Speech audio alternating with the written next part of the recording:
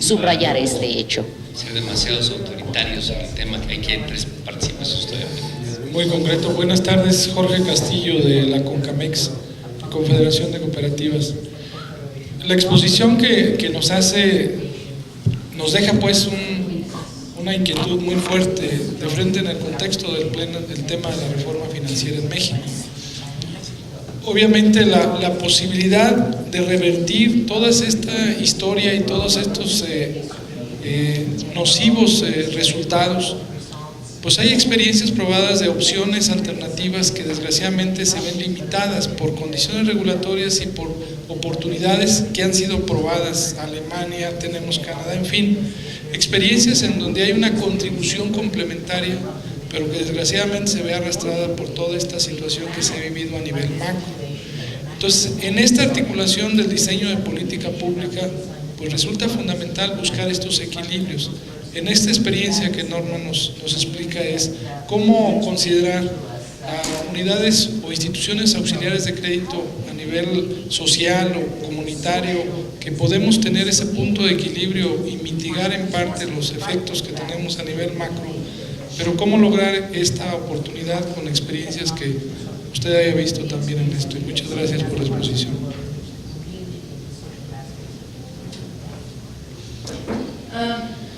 Sí, por un lado, es difícil que los bancos de unión crediticia, que son bancos comunitarios, tengan los suficientes depósitos. Y esto lo he visto aquí en México. Tienen ustedes Banamex en cada esquina de la ciudad, ¿verdad? Como Starbucks, ¿verdad? En cada esquina, un Banamex.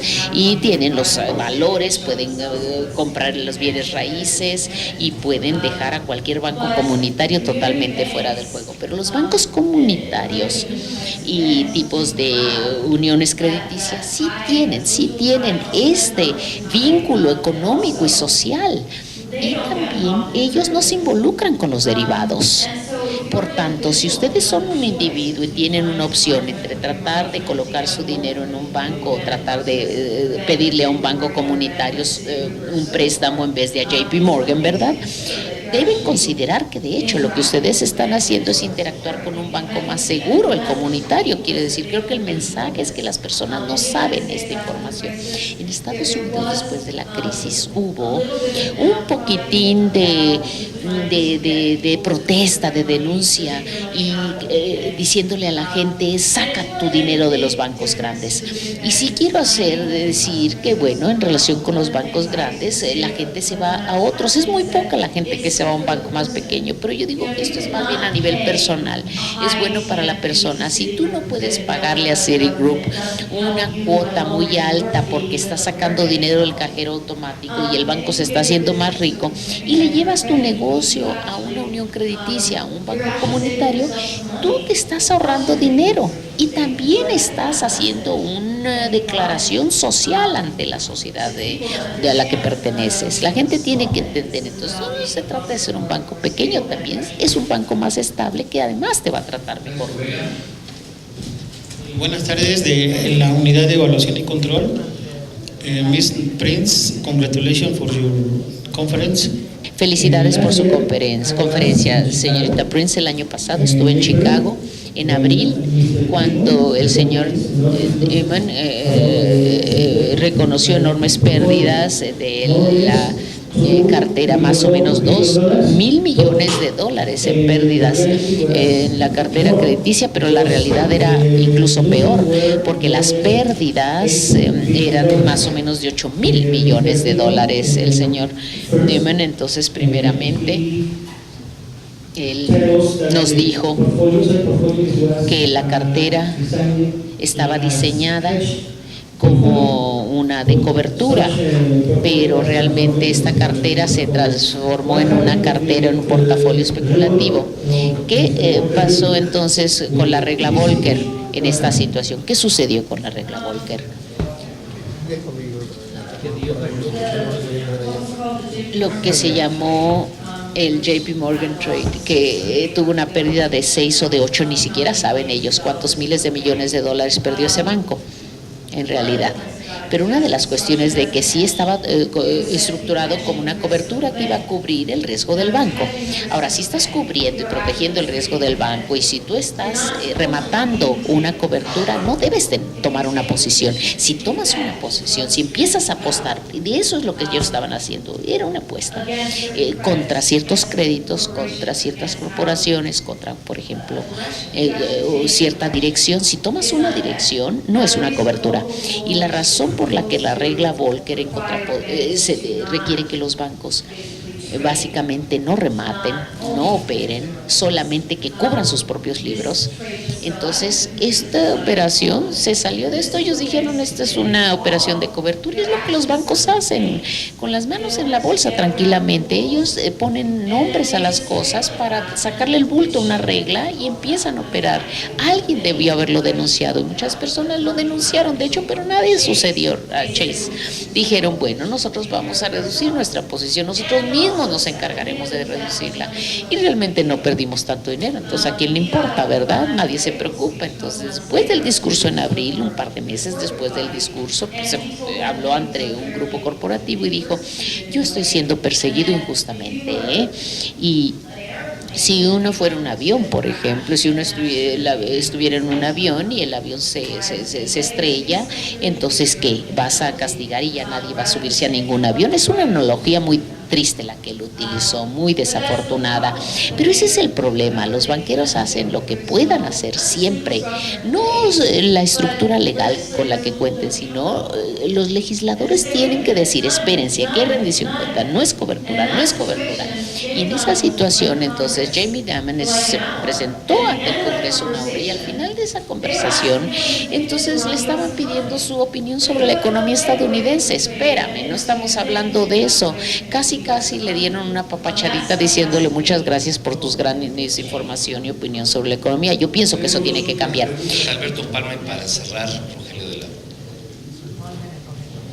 Following in the English. Sí, seguimos en inglés. El nombre de esta conferencia, sí, bancos demasiado grandes para fracasar, significa demasiado grandes para existir. Sí, Estados Unidos demasiado grande para fracasar, y tú hablas de esto, de la concentración, pero dista mucho ser la concentración que tenemos en México. ¿Qué piensas de esta situación, dada la concentración que sí tenemos en México?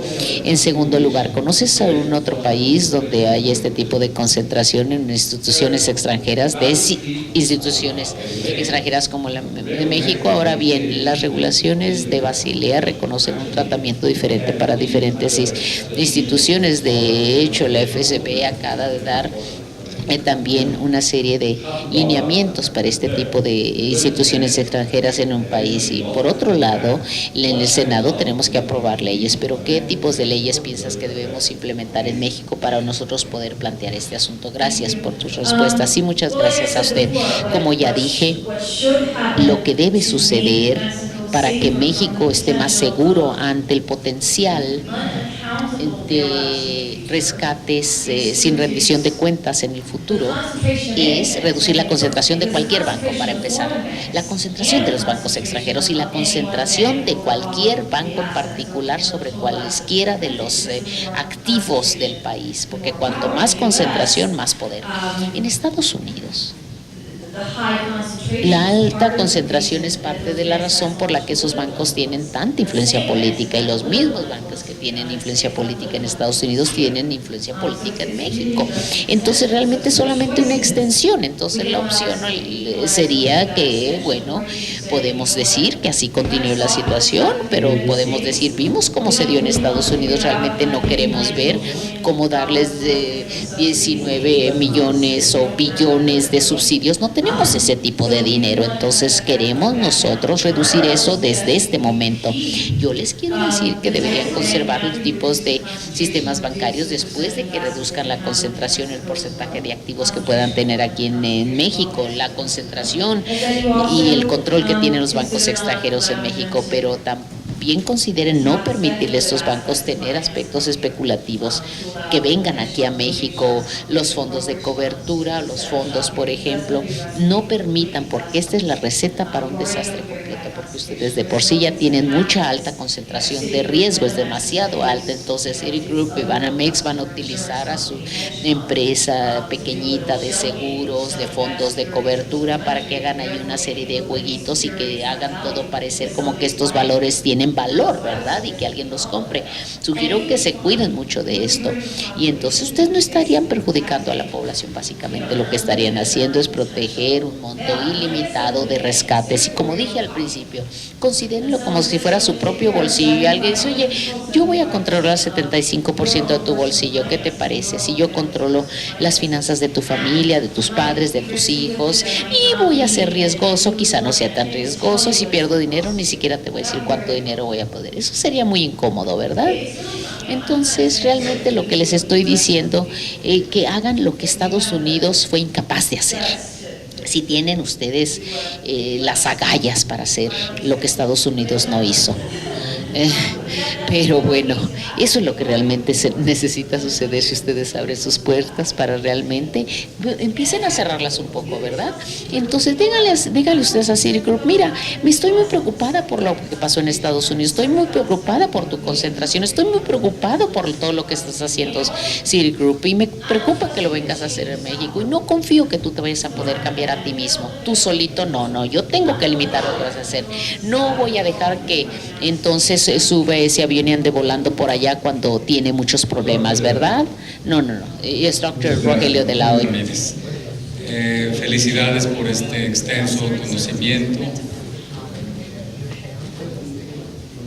Felicidades por este conocimiento tan amplio. El deseo de compartir este conocimiento con nosotros. Desde el año 2008-2009, en la balanza de pagos de México, en la cuenta de capitales, aparecieron sumas gigantescas de movimientos de capitales completamente superiores, completamente anormales a la norma, perdón por la repetición, de lo que era la balanza de cuenta de capitales hasta el 2008. Estos movimientos de capitales, trimestre con trimestre, tienen revisiones gigantescas de decenas de miles de millones de dólares, que parecen en los momentos de la crisis europea muy ligados a transferencias interbancos entre México y Europa. No sé si también están incluidos ahí los bancos americanos, pero la pregunta es, ¿ustedes tienen una idea de cuáles han sido los flujos de capital de América Latina o de México y Brasil hacia Europa para solventar faltantes de capital de los bancos europeos durante esta crisis de la zona euro?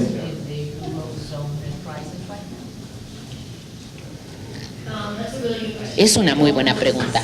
No conozco los específicos de realmente cómo se está haciendo esto en Europa, pero en Santander, por ejemplo, que es uno de los 5 bancos importantes en México, entonces Santander tuvo pérdidas extremadas en sus libros en Europa, porque algunas de sus transacciones con bancos estadounidenses, pues obviamente se convirtió todo esto en un ciclo de capitales para parchar diferentes áreas, ¿verdad?